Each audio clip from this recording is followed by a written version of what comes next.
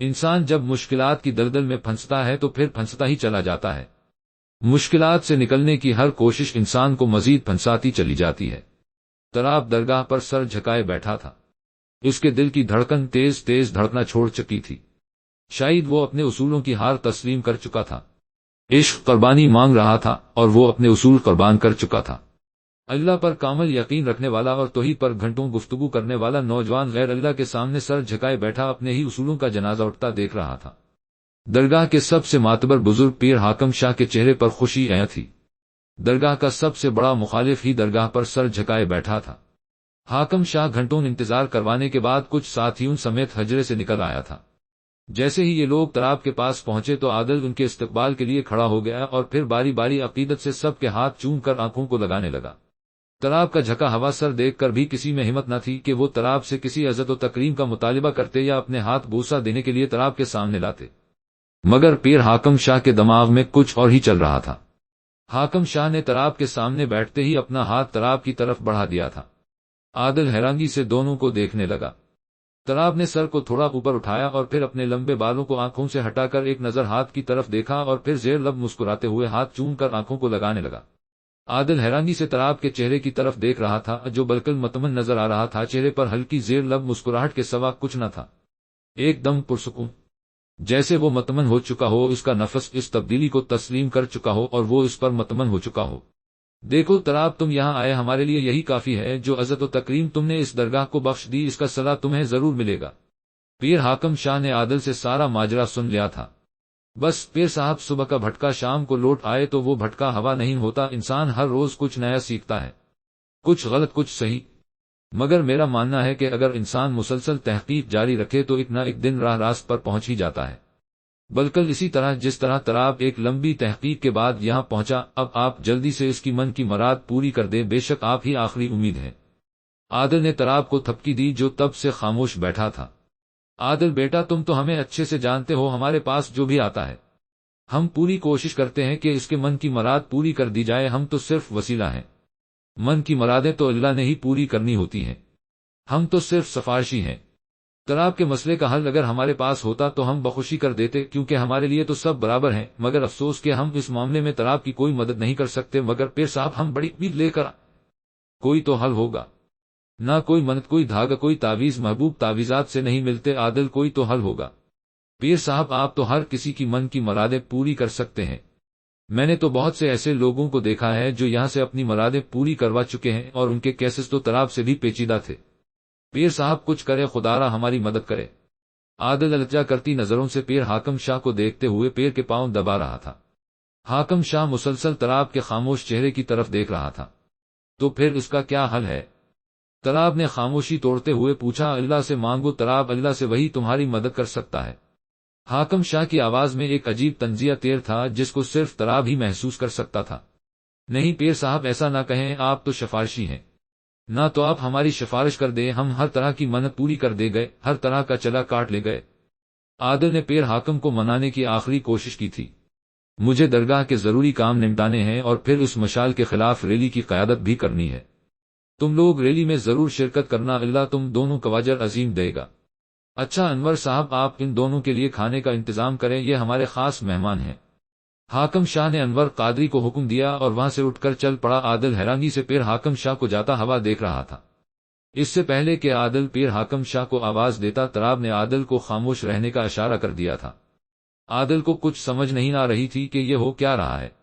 اس کی آخری امید پیر حاکم شاہ تھا، مگر پیر حاکم بھی مدد سے انکار کر چکا تھا۔ تراب کی امید کا ایک اور دروازہ بند ہو چکا تھا۔ آپ مذہب کے پیچھے چھپی سوچ کو دیکھیں تو آپ محسوس کرے گئے کہ ہر اصول، ہر قانون مرد ذات کو ہی تحفظ دینے اور مرد کی حاکمیت کو ہی برقرار رکھنے کے لیے بنایا گیا ہے، جس سے اس تاثر کو اور بھی فوقیت ملتی ہے کہ مذہب کی پیدائش کسی انسانی مردانہ دماغ کی ہی کاوش ہے۔ آپ جس مرضی مذہب کو عقیدت کی عینک اتار کر ایک عام شخص کی حیثیت سے دیکھیں تو آپ پر حقیقت عیاں ہو جائے گی کہ آخر ان کی حقیقت ہے۔ اب دیکھیں، دو عورتوں کی گواہی ایک مرد کے برابر رکھی گئی ہے، مطلب خدا کے نزدیک عورت ہے ہی جھوٹی۔ مرد کو 4 شادیوں کی اجازت یک وقت دے رکھی ہے، اس کے علاوہ لونڈیاں الگ سے، جبکہ عورت جس کے ساتھ ایک دفعہ بیاہ دی جائے وہ بس اسی کی ہی رہے گی۔ اگر مرد کا دل ایک عورت سے نہیں بھر سکتا تو پھر عورت کا دل ایک مرد سے کیسے بھر سکتا ہے؟ کیا خدا کو نہیں چاہیے تھا کہ مرد و عورت کو برابر رکھتا، دونوں میں انصاف کرتا۔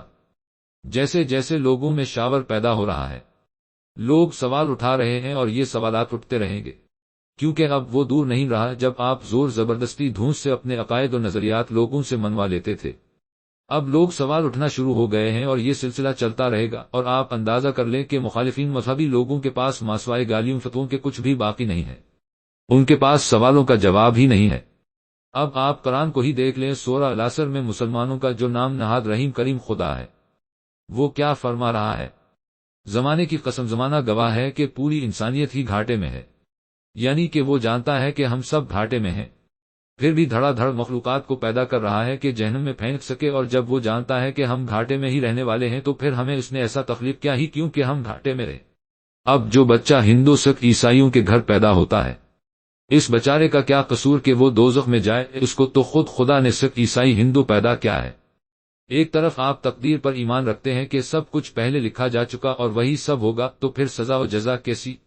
بالفرض میں ایک سافٹ ویئر تیار کروں اور اس کی سیٹنگ اس طرح کی بنا دوں کہ وہ صرف غلط کام ہی کر سکے، اور پھر اس کو خود ہی دھمکانا شروع کر دوں کہ اگر تم نے صحیح کام نہیں کیا تو دوزخ میں جاؤ گے، تو یقیناً عقل مندی کا تقاضا یہی ہے کہ جب میں نے اس میں نیک کام کی اہلیت ہی نہیں رکھی اور پہلے ہی سب کچھ لکھ دیا یا سیٹ کر دیا کہ یہ فلاں فلاں کام کرے گا، تو پھر اس میں اس سافٹ ویئر کو موت الزام ٹھہرانے کا کیا تک بنتا؟ اور یہ صرف ایک مثال ہے۔ آپ کسی بھی مذہب کے کسی بھی عقیدہ کو اٹھا لیں اور پھر عقیدت کی عینک اتار کر دیکھیں، آپ کو یا تو مرد پرستی نظر آئے گی، یا ڈر و خوف، یا پھر غیر لاجیکل چیز جس کا نہ سر ہوگا نہ پاؤں۔ اور دیکھ لیں، آج تک کوئی یہاں جواب دینے نہیں آیا، اور میری بات لکھ لیں، ان سوالات کے جوابات کسی کے پاس بھی نہیں ہیں۔ پہلے تو کوئی سامنے ہی نہیں آیا گا، اگر کوئی آ بھی گیا تو وہ مجھے مرتد گستاخ کافر کہہ کر چلا جائے گا۔ ہاں، البتہ میرے خلاف جلسے جلوسوں ریلیوں میں آپ کو عوام کی کثرت نظر آئے گی۔ سلمان، آپ نے 3 دن تک چلے جانا ہے، تو میں کہہ رہی تھی کہ اگر ہم منگنی کی رسم کر ہی لیں تو اچھا ہے۔ آپ جانتے ہیں کہ اچھے رشتے بار بار نہیں ملتے۔ عامل ناشتہ کھانے کے میز پر لگا رہی تھی، صدرہ نے سلمان کا موڈ اچھا دیکھ کر رشتے کی بات شروع کر دی تھی۔ یار صدرہ، میرے خیال سے ہمیں کچھ دیر مزید انتظار کر لینا چاہیے، ہو سکتا ہے کہ اس سے اچھا رشتہ ہمیں عمل کے لیے مل جائے۔ ویسے یہ رشتہ بھی اتنا برا نہیں ہے، لڑکا پڑھا لکھا نہیں ہے مگر پھر بھی اپنا بزنس کرتا ہے، چاہے چھوٹا ہی صحیح، اور فیملی بھی چھوٹی سی ہی تو ہے۔ وہی نہ مرحا میں بھی یہی کہہ رہی ہوں کہ 50,000 کی نوکری سے بہتر 20,000 والا بزنس ہوتا ہے۔ پھر شادی کے بعد جب ذمہ داریاں بڑھ جائیں گی تو خود بخود انسان زیادہ محنت کر لیتا ہے۔ صدرہ نے ناشتہ سلمان کے سامنے رکھا اور پھر چائے کے کپ میں چائے ڈالتے ہوئے مرحا کو ایک آنکھ مار دی۔ کیوں نہ ہم عامل سے بھی پوچھ لیں کہ اس کو یہ رشتہ پسند ہے یا نہیں، آخر زندگی تو اس نے ہی گزارنی ہے۔ سلمان چائے پیتے ہوئے عامل کی طرف دیکھنے لگا تھا۔ صدرہ کا رویہ جیسا بھی تھا، مگر پھر بھی سلمان کے دل میں عامل کے لیے نرم گوشہ موجود تھا، اس لیے وہ اس رشتے میں عامل کی رائے بھی جاننا چاہتا تھا۔ اس اچانک سوال پر عامل حیرانی سے خاموش تھی، وہ تو ویسے بھی خاموش رہتی تھی، اب بھلا اپنے رشتے کی بات پر کیسے بول سکتی تھی؟ عامل نے ایک نظر اٹھا کر صدرہ کی طرف دیکھا اور پھر خاموشی سے برتن ٹھیک کرنے لگی۔ ارے وہ شرمیلی مشرقی لڑکی اب کیا بتائے گی اپنے رشتے کی بات؟ میری مانے تو آپ منگنی کریں جلدی سے، آپ ہی عامل کو لڑکا پسند ہے، میں نے رات اس کو تصویر دکھائی تھی، اب یہ بھائی کے سامنے شرما رہی ہے۔ مرحا نے طنزیہ مسکراہٹ سے عامل کو دیکھا تھا۔ عامل نے وہاں سے برتن لیے اور غصے سے چلی گئی۔ لڑکا تو ٹھیک ہے صدرہ، مگر مجھے اس کا کام نہیں پسند آیا۔ اب پنکچر شاپ والا کام تو ٹھیک ہے مگر صاف ستھرا بالکل نہیں ہے، اس لیے بس کرے سلمان صاحب، اپنی لڑکی بھی تو دیکھیں، اب اس کے لیے کوئی آفیسر تو نہیں اترنے والا، یہ شکر کرے کہ لڑکا اپنا کام کرتا ہے، اور ویسے بھی مرحا بتا تو رہی ہے کہ عامل کو بھی پسند ہے۔ چلو میں رشتہ کروانے والے سے بات کرتا ہوں کہ منگنی کی رسم وغیرہ کر لے۔ صدرہ اور مرحا دونوں یک وقت زیر لب مسکرا دی تھی۔ مرحا کی خوشی دیرنی تھی، وہ جلدی سے وہاں سے اٹھ کر کمرے کی طرف چلی گئی تھی۔ ویسے بھی سلمان صاحب لڑکا امیر ہوگا تو ہمیں بھی شادی پر زیادہ خرچ کرنا پڑے گا، اور اگر غریب ہے تو ہمارا ہی فائدہ، کم خرچ میں شادی ہو جائے گی۔ اب ہم نے ساری جمع پونجی دوسروں کے بچوں پر تو نہیں لگا دینی نا، کچھ اپنا بھی تو سوچنا ہے نا۔ بس سلمان صاحب جلد سے جلد اس منحوس عمل سے جان چھڑوائیں تاکہ یہ تراب کی جان تو چھوڑے۔ صدرہ دل ہی دل میں سرگوشی کر کے مسکرانے لگی تھی۔ اچھا، آج شاپنگ کرنے جانا ہے، میرے پاس کوئی ڈھنگ کا کپڑا نہیں بچا۔ صدرہ نے سلمان کو خاموش دیکھ کر موضوع تبدیل کرنے کی کوشش کی۔